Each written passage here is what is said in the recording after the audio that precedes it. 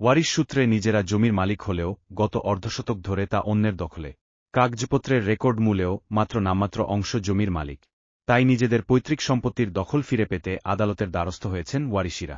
আদালত সরেজমিন এই ঘটনার তদন্তের সহকারী কমিশনার ভূমি দায়িত্ব দেওয়ার পর তিনিও তা তদন্ত করে এসেছেন।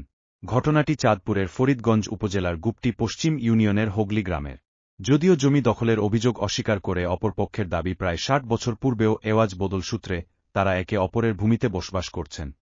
এই বিএস দাগ হইল ৫৪৩ দাগ।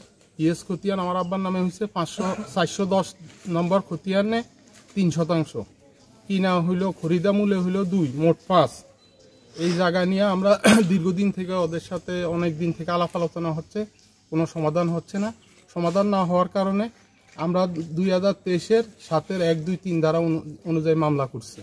ওনাদের দাবি হলো যে আরো আগে এটা নাকি এস বদল হয়েছে।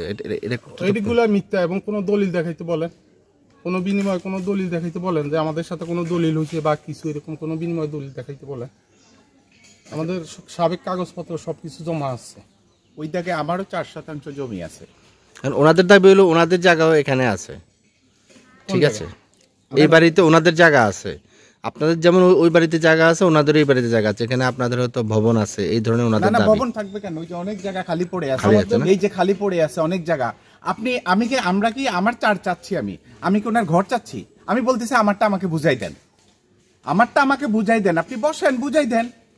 আমার তো ঘর চাচ্ছি না কারো, আমরা আমারটা বুঝাই দেন আমাকে। আপনি দখল করে পুরাটা, ইভেন এটা কোন আইনে যে রাস্তা ব্লক করে দিয়ে, টোটাল সরকারি রাস্তা, ওই রাস্তা দিয়ে আমরা পিছনে আসতাম, সেগুলা সব বন্ধ করে রাখছে, টোটাল বাউন্ডারি ওয়াল তুলে। এটা কোন আইনে, কোন ইয়েতে?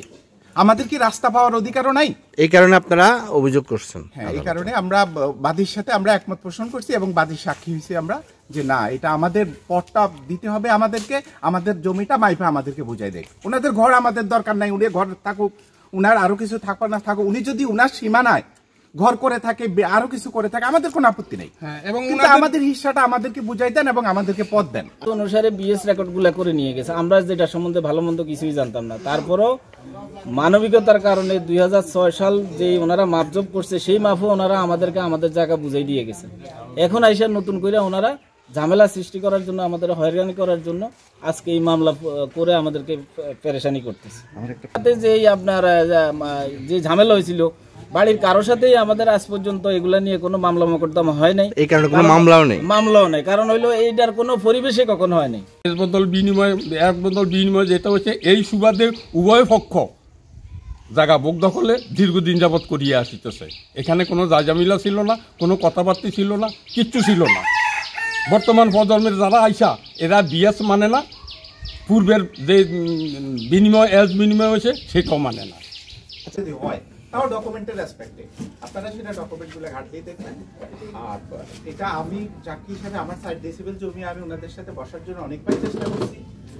ওনারা খালি সালিশি, আপনি স্যার, আমি সরি, আমি পরিচয় দিচ্ছি, আমি ওয়াটার বোর্ডের সাবডিভিশন ইঞ্জিনিয়ার ছিলাম, রিটায়ারমেন্ট করছি। তো আমি নিজে বুঝি, আমি কাগজপত্র বুঝি, আমি মাপা বুঝি। তোমরা আসো, আমরা সবাই মিলে এটা সমাধান করি।